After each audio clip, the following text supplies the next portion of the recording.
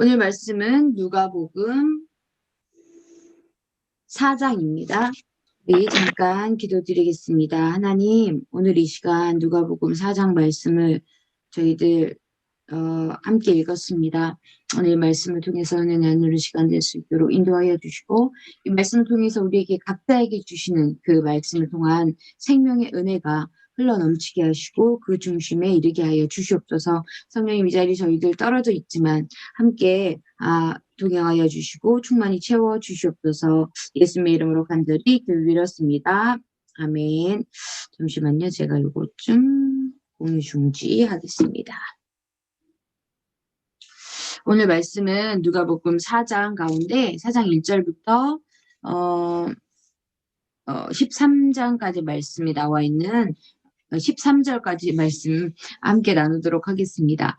예수님께서 성령의 충만하심을 입어 이제 요단강가에서 돌아오사 광야에서 40일 동안 성령에게 이끌리시며 마귀에게 시험을 받으시더라, 이렇게 기록되고 있거든요.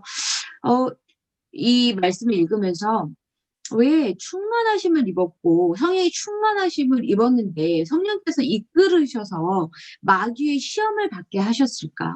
충만하신 상태에 그냥 놔두셨으면 좋았을 것 같은데 왜 이끄셔서 40일 동안 성령께 이끌림을 받아서 다른 것도 아닌 하나님을 만나는 그 거룩하고 충만한 시간이 아니라 왜 마귀의 시험을 받게 하셨을까? 이런 의문이 드는 그 누가복음 4장 1절부터 2절의 말씀입니다. 예수님께서 이제 아무것도 잡수시지 않으셨잖아요. 40일 동안 금식하시면서 마귀의 시험을 성령의 충만하심 가운데 받게 되시죠. 결국은 성령이 함께 하심으로 예수님은 그곳에 혼자 계시지는 않으셨는데 예수님께서 들이셨을 때, 배고프셨을 때, 사람들이 가장 약해지셨을 때가 배고팠을 때인 것 같아요. 그러니까 되게 성경 기록에 보면 정말 되게 깜짝 놀라고 아니 배고픔이 정말 이럴 수 있을까라고 생각이 드는 기록들이 나와 있는데 여러분 기억하실지 모르겠어요. 우리가 새벽 시간에 성경을 읽으면서 그런 기록들이 이제 읽었을 때가 있는데 뭐냐면 성벽이 다 막혀서 벽으로 인하여 성벽이 막혀서 그 안에 제한적인 그 식량이 있는 거죠. 그래서 어느 정도 시간이 지나면 성벽 안에 있는 그 성 안에 있는 식량은 떨어지게 되고 결국은 비둘기가 싸는 똥도 돈을 주고 거래를 하게 되는 그런 아주 그냥 되게 궁핍하고 아주 바닥까지 떨어진 그 상황인데 그 상황에 어떻게 얘기하냐면 어떤 사람들이 서로를 고소하면서 온 거예요. 왜냐하면 이유를 들어보니까 부모들이 이 두 부모가 만나서 오늘은 네 자식을 잡아먹자. 그리고 내일은 내 자식을 잡아먹을 테니 일단 네 자식 먼저 잡아먹자 하고 자식을 잡아서 자기 배들을 채운 거예요. 그 다음에 이제 그러면 내 자식 잡아먹었으니까 자 이제 내일은 너 자식 잡아먹어야 되니까 이제 내일이 돌아왔어요. 네 자식 잡아먹을 차례 됐으니까 네 자식을 삶아 먹자 했더니 못 잡아먹겠다고 오리발을 내미는 거예요. 그런 상황이 생기니까 이제 이것 좀 우리 누가 맞는지 옳고 그름을 판단해 주십시오 하고 온 거예요. 옳고 그름을 판단하기 전에 그러니까 사람이 가장 본성적인 이 동물적으로 되는 게 바로 그 먹을 거. 내가 배고플 때, 내가 정말 이 줄일 때 가장 자기 자식을 그 기록을 보면서 정말 궁핍하면 자기 자식을 삶아 먹을 수 있을까? 예전에 이런 에베레스트 산 같은 데 갇혀 있을 때 그럴 때도 사람들이 이 어린 아이들을 삶아 먹은 일이 있다고 하더라고요.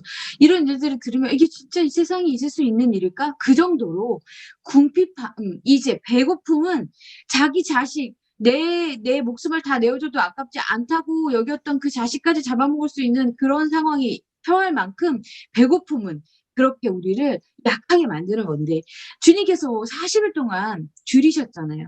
아무 식사도 하지 않으셨잖아요. 주님이 하나님이시기 때문에 하나님의 아들이시기 때문에 그 줄임이 예수님을 거쳐가지 않거든요. 왜냐하면 육을 입고 오셨기 때문에 육의 모든 제한을 받으시는 분이 예수님이셨어요. 아프신 것도 피곤하신 것도 또 그리고 줄이신 것도 모든 것도 이 모든 것이 우리와 동일한 느낌으로 이루셨기 때문에 예수님도 잡수시지 않았기 때문에 줄이셨어요. 그 순간 마귀가 와서 뭐라고 얘기하냐면 "내가 만일 하나님의 아들이거든." 이건 분명한 이야기거든요. "네가 만약에 하나님의 아들이거든." 진짜 진실된 사실을 가지고 말하는 거예요. "네가 만약에 하나님의 아들이거든 돌들에게 명하여 떡이 되게 하라." 이렇게 말을 한 거예요. 마귀가 유혹을 하죠. 그랬더니 예수님께서 "기록된 바 사람이 떡으로만 살 것이 아니라 하나 살 것이 아니라 하였느니라." 이렇게 말씀하셨어요. 우리가 어쩌면 이 세상을 살아갈 때 뭐 이렇게 뭐 자식을 잡아먹을 것 같이 그런 주림 가운데 거하지는 않지만 우리가 때때로 나의 주림, 나의 궁핍함, 나의 없는 것, 나의 내가 가지고 있지 못한 그 부분에 대해서 되게 갈급하고 되게 배고픔을 느낄 때가 있어요. 그때 우리는 이렇게 하나님께 기도합니다. "하나님 제 상황을 보세요. 이 상황을 이 돌 같은 상황을 떡이 되게 해 주세요." 이렇게 기도할 때가 있어요 우리가. "하나님 이 문제를 좀 보세요. 이 문제를 고쳐 주셔야 돼요. 하나님 이 문제를 해결해 주셔야 돼요." 이 문제를 해결해 주시는 것이 바로 이 문제를 떡으로 만들어 주시는 일이세요. 우리가 이렇게 기도할 때가 있어요. "하나님 이거 해결해 주셔야 되잖아요. 하나님 이 문제만 해결해 주시면 제가 하나님을 더 잘 믿을게요. 하나님을 더 열심히 믿고 하나님 헌금도 열심히 하고 하나님 기도도 열심히 하고 이렇게 할게요." 하지만 주님께서 오늘 말씀하신 게 뭐냐면 사람이 떡으로만 살 것이 아니라 주님께서 이렇게 말씀하십니다. 이건 뭐냐면 너희들이 구하는 것이 비록 너희들이 구하는 것이 육을 위한 떡이라면 너희는 그것으로만 사는 것이 아니다. 너희들의 육으로 보이는 하나님 이 문제만 해결해 주시면 제가 더 열심히 하나님을 사랑할 것 같아요. 열심히 하나님을 믿을 것 같아요. 하지만 아니야. 떡이 아니라 너희들을 살리는 것은 바로 내가 주는 그 보이지 않는 생명의 떡이다. 우리는 보이는 떡을 가지고 하나님 이 문제를 좀 보세요. 이 돌들을 떡이 되게 해 주세요. 하나님 내 문제를 고쳐 주세요. 떡이 되도록. 내가 왜냐면 이 왜 떡이 되도록 고쳐 달라고 하냐면 내가 이걸 먹어야 배부르니까. 내가 육의 욕구를 채워야 배부르니까 우리는 하나님 앞에 그렇게 기도합니다. "하나님 이 돌들에게 떡이 되게 해 주세요." 그런데 주님은 이 돌들에게 떡이 되라고 명할 수 있음에도 불구하고 그런 권능이 있으심에도 불구하고 그렇게 명하지 않으시고 사탄에게 뭐라고 이야기하냐면 "사람이 떡으로만 사는 것이 아니야. 하나님의 말씀으로 사는 것이다." 우리의 삶 속에 사탄은 예수님을 시험하듯 와서 우리에게 말해요. "야 너가 하나님의 자녀인데 돌들을 가지고 떡이 되라고 하나님께 그렇게 해 달라고 간구하고 기도해."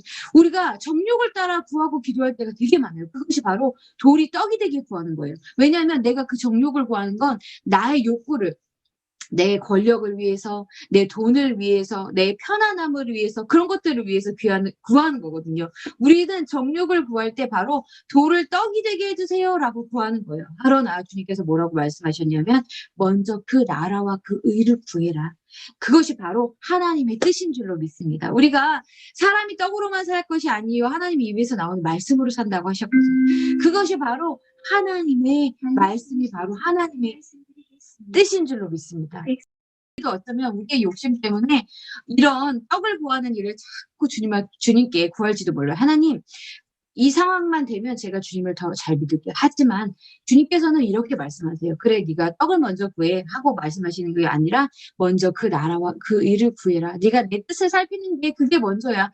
그러면 내가 솔로몬에게 했듯 그가 나의 뜻을 구해서 "하나님 들을 수 있는 귀를 주세요. 들을 수 있는 저에게 그런 듣는 귀를 주세요." 말씀하셨죠. 하나님 말씀을 듣고 백성의 그 이야기를 듣는 그 중심으로 나아갔을 때 그 솔로몬에게 하나님께서 구하지 않은 것까지 채워 주셨잖아요. 솔로몬은 부족함 없이 산 사람이에요. 물질적으로도 권력적으로도 힘적으로도 부족함이 없이 살았는데 그것을 채우신 분이 바로 하나님이시고 하나님 뜻에 합당한 하나님의 뜻이 무엇인지 살피는 먼저 그 나라와 그 의를 구한 그것을 하나님께서 귀하게 여기시고 기쁘게 여기셔서 채워주시는 줄로 믿습니다. 우리가 어쩌면 살아갈 때 주님 떡을 주세요, 떡을 주세요. 돌이 떡이 되게 해주세요. 내 상황이 떡이 되게 해주세요. 그래서 내가 배부르게 해주세요. 라고 육적인 기도를 드릴지도 모르지만 주님은 우리에게 오늘 이렇게 말씀하십니다. 사람이 떡으로만 사는 것이 아니다. 네가 떡으로 구하지 말고 하나님의 뜻이 어디 있는지,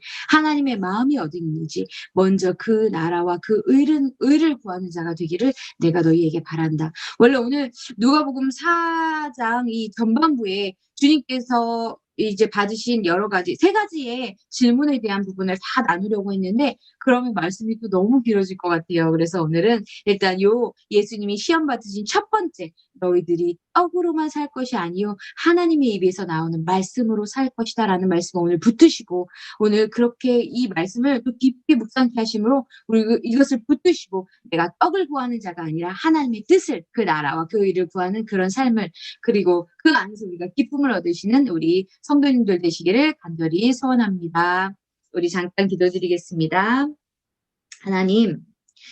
하나님의 주님 말씀대로 먼저 그 나라와 그 의를 구하고 하나님 입에서 나오는 그 뜻을 구하는 그것이 우리에게 생명인 줄로 믿습니다. 우리는 그렇게 구하면 내게 손해가 오겠지, 내게 부족함이 이르겠지, 내가 배부르지 못하겠지 이렇게 생각하지만 아닙니다. 주님의 말씀을 따르는 것이, 사람이 떡으로만 살 것이 아니라 하신 주님의 그 입에서 나온 말을 따르는 것이 우리에게 생명이 되는 줄로 믿습니다. 이제 돌에게 명하여 떡이 되라고 자꾸 사탄이 우리를 유혹하고 그렇게 기도하고 간구하라고 하지만 이제 우리의 중심을, 우리 입술을 바꾸셔서 우리가 돌이 떡이 되라고 기도하는 그 육의 기도가 아니라, 정욕을 따르는 기도가 아니라 하나님의 뜻을 살피는, 하나님의 기뻐하시는 기도를 드릴 수 있는 저희들이 될 수 있도록 인도하여 주시옵소서. 예수님의 이름으로 간절히 기도드렸습니다. 아멘.